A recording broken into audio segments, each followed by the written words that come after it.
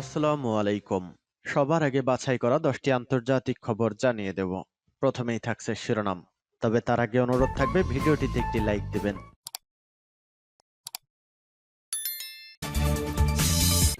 জানিয়ে দেব সর্বশেষ আপডেট আন্তর্জাতিক সংবাদ। শুরুতেই শিরোনাম। ক্রিমিয়ার সেতু হামলার উপযুক্ত জবাব দেবে রাশিয়া, হুঁশিয়ারি পুতিনের। সিরিয়ার সামরিক বাসে আইএস জঙ্গিদের হামলার নিন্দা জানালো ইরান। শুক্রবারের বর্বরোচিত হামলায় ৩৩ সৈন্য নিহত। জানিয়ে দেব সত্যি কি রাশিয়ার অশুভ আগস্ট ফিরেছে। মুসলিম নেতাদের সমালোচনা ইয়েমেনের আনসারুল্লাহ নেতা। কুরআন অবমাননার বিরুদ্ধে কঠোর অবস্থান নিন হুতির আহ্বান। এদিকে হাওয়াইয়ের দাবানলে মৃত বেড়ে ৮৯, হাজারো বাড়িঘর পুড়ে ছাই। সর্বশেষ জানিয়ে দেব নির্বাচনে রক্তের খেলা খেলেছে তৃণমূল, অভিযোগ মোদির। এতক্ষণ শুনছিলেন সংবাদ শিরোনাম, এবারে বিস্তারিত। আজকের সংবাদ সম্পর্কে আপনার মূল্যবান মতামত কমেন্ট করে জানিয়ে দিন কোন স্থান থেকে আমাদের সংবাদ শুনছেন এবং দেখছেন। পুতিনের হুঁশিয়ারি, ক্রিমিয়ার সেতু হামলার উপযুক্ত জবাব দেবে রাশিয়া। রাশিয়ার সঙ্গে ক্রিমিয়ার সংযোগকারী সেতুতে সন্ত্রাসী হামলার পর প্রতিশোধ নেওয়ার প্রতিশ্রুতি দিয়েছেন রুশ প্রেসিডেন্ট ভ্লাদিমির পুতিন। তিনি বলেছেন, ইউক্রেনের এই সন্ত্রাসী হামলার জবাব কিভাবে দেওয়া যায় সে পরিকল্পনা চলছে। গত রোববার দিবাগত রাতে কার্স সেতুতে ইউক্রেনীয় বাহিনীর হামলায় 2 জন নিহত হয়েছেন। বিস্ফোরক ভর্তি চালকবিহীন নৌযান ব্যবহার করে চালানো এই হামলার দায় স্বীকার করেছে কিয়েভ। এর আগেও এ সেতুতে একবার হামলা চালিয়েছিল কিয়েভ। রাশিয়া 2014 সালে ইউক্রেনের কাছ থেকে ক্রিমিয়া দখলের পর 2018 সালে সেতুটি নির্মাণ করে রাশিয়া ও ক্রিমিয়ার মধ্যে সড়ক ও রেল যোগাযোগ তৈরি করা হয়। সোমবার টেলিভিশনের সম্প্রচারিত এক ভাষণে পুতিন বলেন, গতরাতে কাজ সেতুতে আরও একটি সন্ত্রাসী হামলা হয়েছে। অবশ্যই রাশিয়ার পক্ষ থেকে এর জবাব দেওয়া হবে। তিনি বলেন, ইউক্রেনের এই হামলার জবাব কিভাবে দেওয়া যায় সে প্রস্তাব তৈরি করেছে প্রতিরক্ষা মন্ত্রণালয়। এই হামলাকে সামরিক দৃষ্টিকোণ থেকে নির্বোধের দ্বারা সংগঠিত এক অপরাধ আখ্যা দিয়ে রাশিয়ার প্রেসিডেন্ট বলেন, এই সেতু দিয়ে বহুদিন ধরে সামরিক সরঞ্জাম বহন করা হয় না। কৌশলগতভাবে গুরুত্বপূর্ণ এ পরিবহন অবকাঠামোটিকে আরও সুরক্ষিত করার পরিকল্পনা চলছে। হামলায় পশ্চিমা দেশগুলোর সম্পৃক্ততার অভিযোগ করেছে রাশিয়া। দেশটির পররাষ্ট্র মন্ত্রণালয় জানিয়েছে, ক্রিমিয়া সেতুতে সন্ত্রাসী হামলার সঙ্গে পশ্চিমা দেশগুলোর সম্পৃক্ততা থাকতে পারে। রুশ পররাষ্ট্র মন্ত্রণালয়ের এক মুখপাত্রের দাবি, মার্কিন ও ব্রিটিশ গোয়েন্দা সংস্থাগুলো ও দেশ দুটির রাজনীতিকদের ইন্ধনে এ হামলা হয়েছে ইউক্রেনে। তবে এ দাবির পক্ষে তিনি কোনো তথ্য প্রমাণ দেননি। ইউক্রেনের নিরাপত্তা পরিষদের একটি সূত্র বিবিসিকে জানিয়েছে, এই হামলায় জল ভিত্তিক ড্রোন ব্যবহার করা হয়েছিল। সিরিয়ার সামরিক বাসে আইএস জঙ্গিদের হামলার নিন্দা জানালো ইরান। শুক্রবারের বর্বরোচিত হামলায় 33 সৈন্য নিহত।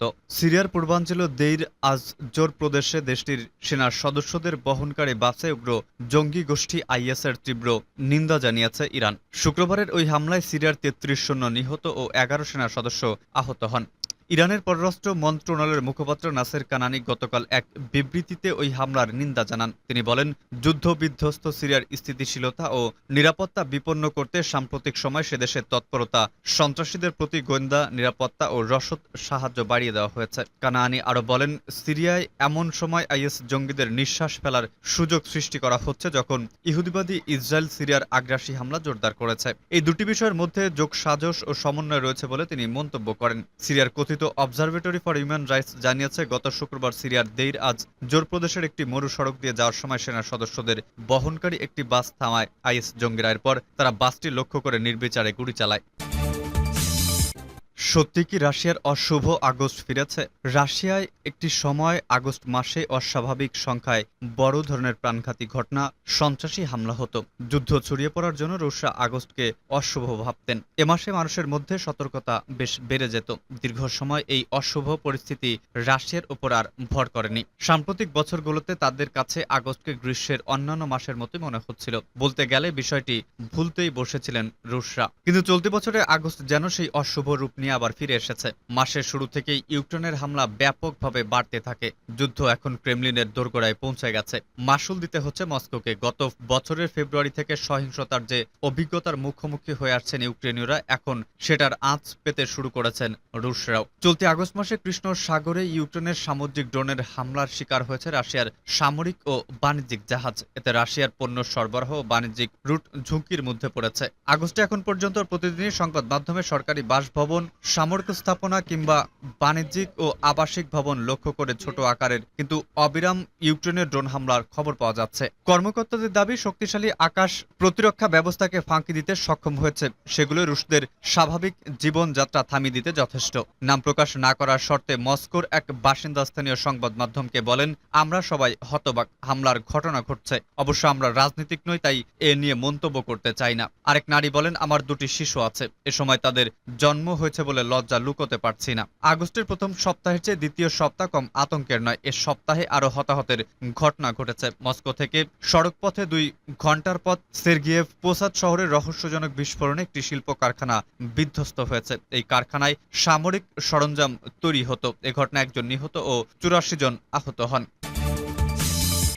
মুসলিম নেতাদের সমালোচনায় ইয়েমেনের আনসারুল্লাহ নেতা, কুরআন অবমাননার বিরুদ্ধে কঠোর অবস্থান নিন, হুতির আহ্বান। পবিত্র কুরআন অবমাননার বিরুদ্ধে কঠোর অবস্থান গ্রহণ করার জন্য মুসলিম দেশগুলোর প্রতি আহ্বান জানিয়েছেন ইয়েমেনের আনসারুল্লাহ প্রতিরোধ আন্দোলন। সংগঠনটির নেতা আব্দুল মালিক আল হুতি গতকাল টেলিভিশনের সম্প্রচারিত এক ভাষণে এই আহ্বান জানিয়েছেন। সুইডেন ও ডেনমার্কে গত 2 মাসে বেশ কয়েকবার পুলিশের নিরাপত্তায় পবিত্র কুরআনের অবমাননা ঘটার পর হুতি এ আহ্বান জানালেন। ইরান সহ বেশ কয়েকটি মুসলিম দেশ কুরআন অবমাননার তীব্র নিন্দা জানিয়েছে এবং ড্যানিশ ও সুইডিশ রাষ্ট্রদূতদের তলব করে প্রতিবাদ জানিয়েছে। ইরান এমনকি সুইডেনের নয়া রাষ্ট্রদূতের পাঠানোর কার্যক্রম স্থগিত করেছে এবং তেহরানে নিযুক্ত নয়া সুইডিশ রাষ্ট্রদূতকে গ্রহণ করতে অস্বীকৃতি জানিয়েছে। আনসারুল্লাহ নেতা তার ভাষণে বলেন, পশ্চিমা সরকারগুলো কুরআন অবমাননা করার সুযোগ দিলেও ইহুদিবাদীদের সমালোচনা সহ্য করা যায় না। এই ঘটনায় প্রমাণিত হয় এসব দেশে ইহুদিবাদী লবিগুলো অত্যন্ত সক্রিয়। যেসব দেশ পবিত্র কুরআন অবমাননা করা হচ্ছে সেসব দেশের সঙ্গে সম্পর্ক ছিন্ন না করায় তিনি আরব ও মুসলিম দেশগুলোর তীব্র সমালোচনা করেন।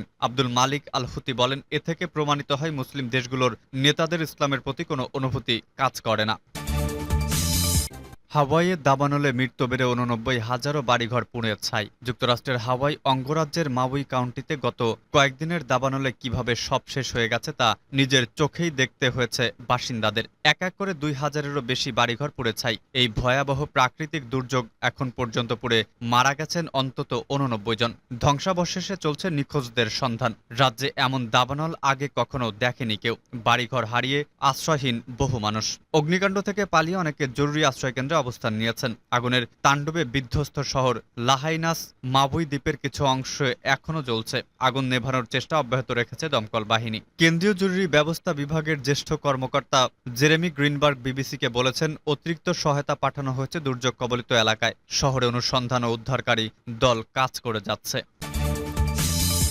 নির্বাচনের রক্তের খেলা খেলছে তৃণমূল, অভিযোগ মোদীর। পশ্চিমবঙ্গের পঞ্চায়েত নির্বাচনের সহিংসতা নিয়ে সরব হলেন ভারতের প্রধানমন্ত্রী নরেন্দ্র মোদী। আর তার নিশানা হলেন পশ্চিমবঙ্গের মুখ্যমন্ত্রী মমতা ব্যানার্জি। শনিবার ভারতীয় জনতা পার্টি পশ্চিমবঙ্গ ক্ষেত্রীয় পঞ্চায়েতের রাজ পরিষদের সম্মেলনের অনুষ্ঠানে ভার্চুয়ালি ভাষণ দেন প্রধানমন্ত্রী। এ সময় তিনি বলেন, পশ্চিমবঙ্গের পঞ্চায়েত নির্বাচনের সময় তৃণমূল কংগ্রেস রক্তের খেলা খেলেছে। তৃণমূলের কৌশল হলো নির্বাচনের জন্য সময় না দেওয়া। নির্বাচনের দিন এমনভাবে ঘোষণা করবে যে প্রস্তুতি মনোনয়নপত্র জমা দেওয়ার সুযোগই মিলবে না। বিজেপি বা কোনো বিরোধী দল যেন মনোনয়নপত্র জমা দিতে না পারে তার জন্য সব ধরনের চেষ্টা চালানো হয়। কেউ যদি বুদ্ধি করে মনোনয়নপত্র জমাও দেন তবে তাদের প্রচারণা চালাতে দেওয়া হয় না। পাশাপাশি ভোটারদের ভয় দেখানো হয়। বিজেপি কর্মীদের পরিবারকে বাড়ি থেকে বের হতে দেওয়া হয় না।